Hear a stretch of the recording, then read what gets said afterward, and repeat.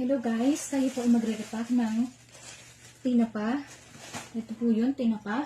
At saka po ng tunsoy. So, mayroon na po tayong plastic, mayroong pungtong, at saka mayroon pong kilohan.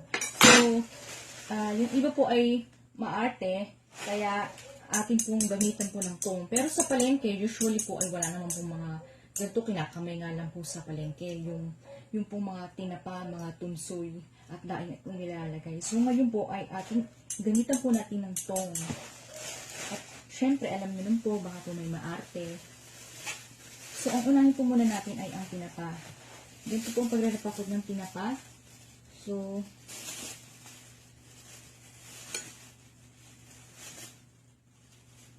minsan po 4 or 5 lang po dito pag isang guhit. So, ayan, exact po siyang isang guhit. So, 4 nga lang po siya pag malalaki po siya. Bilisan po natin. Kasi, mamaya po may mga bibili na. So, ako po ay magagahol. Ito po siya, ang laki.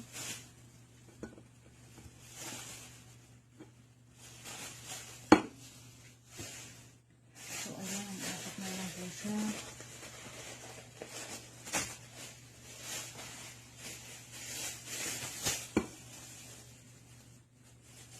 So, tinapa.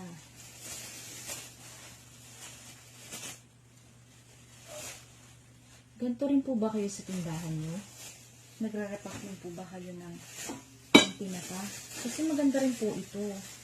Dahil ito po ay karaniwang hanap sa umaga.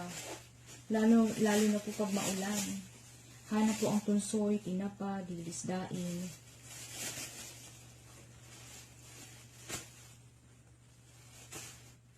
Yung iba po ay sarap na sarap po dito sa tinapa. So, ayan. 4 lang po ang nalabasan nila. Lahat po ay tinitinda ko sa tindahan. Yung pwede i-repack is akin pong itinitinda. Gaya po ng uling. Dati nagre-repack din po ako ng uling. Kaso nga lang po, pagdating po dun sa uling, ay alam niyo po yung aking, ito po yung nguso ko, is puro uling. May haharap po ako sa customer. Puro uling po mukha ko.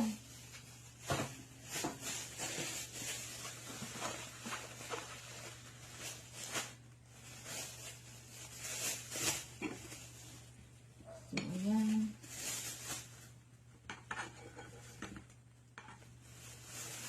Puro uling ang mukha.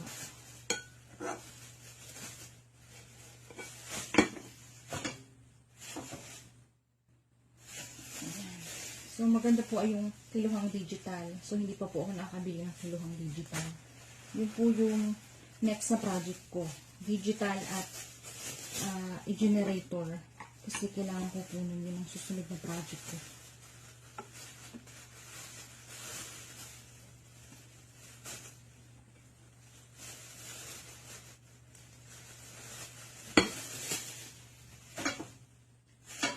Okay. Eksakto po siya na sangguhit.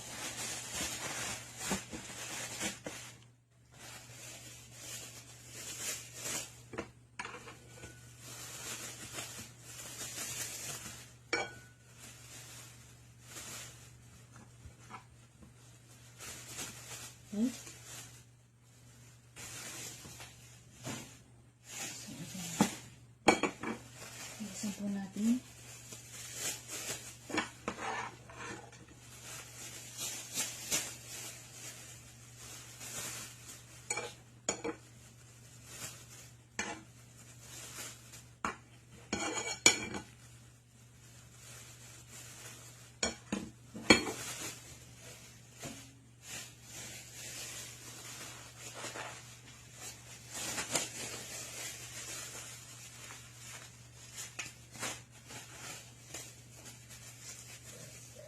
So, ayan, tapos na po tayo dito sa tinapa. Dito naman po tayo sa tunsoy. So, kinulang na po ito ng tatatlo na po ang kinalabasan ng pang isang guhit. So, babawasan na lang po natin ang price. So, ayan. So, 2, 4, 6, 8, 9. 9 na guhit lamang po ang lumabas.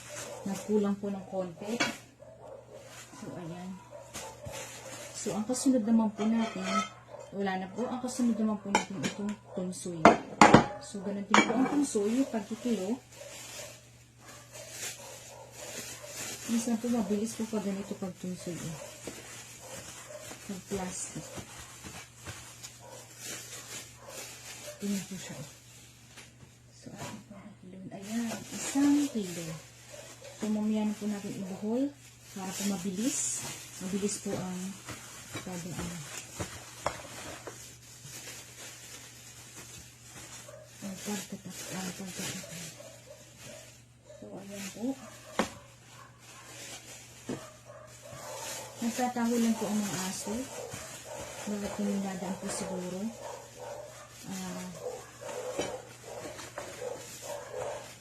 Ayan, naririnig din po ba ang mga aso? Nagtataho lang po siya.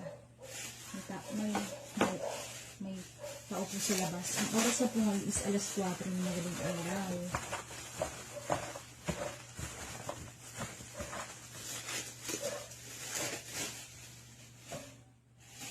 Okay lang po siya.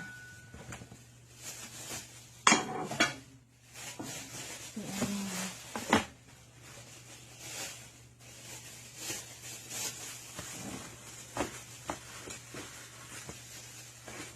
Para nalibig ako.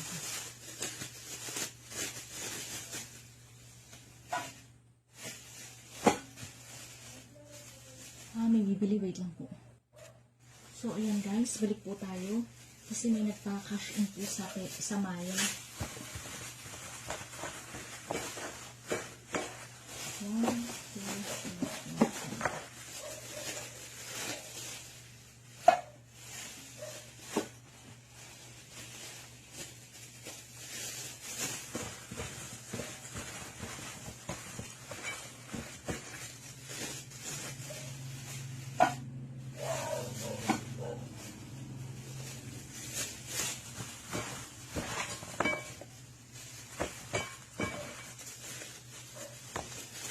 Nagkakahulog po ang mga aso.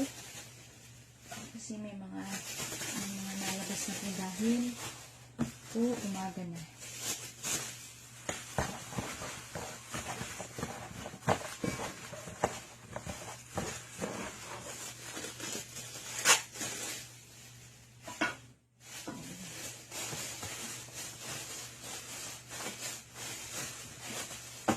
So, ito po, ang kinalabasan po siya. 10 po siya. 1 kilo po. 9 lang po ito dahil may bumili na po kanina. So, ayan guys. Atin po ibubuhol.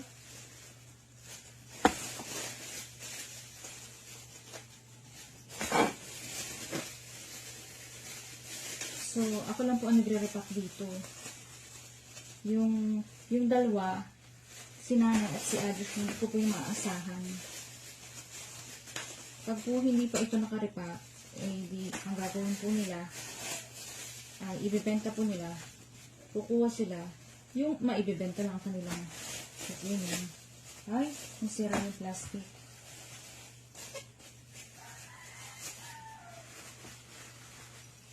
Nasira yung plastic.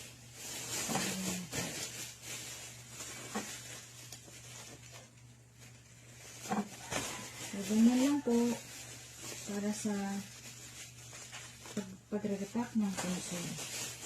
Kasi, pag bibili ka pa sa palengke, pupunta ka pa ng bayan, mamasahe ka pa, ay kung sa mga sari-sari store ka lang po bibili.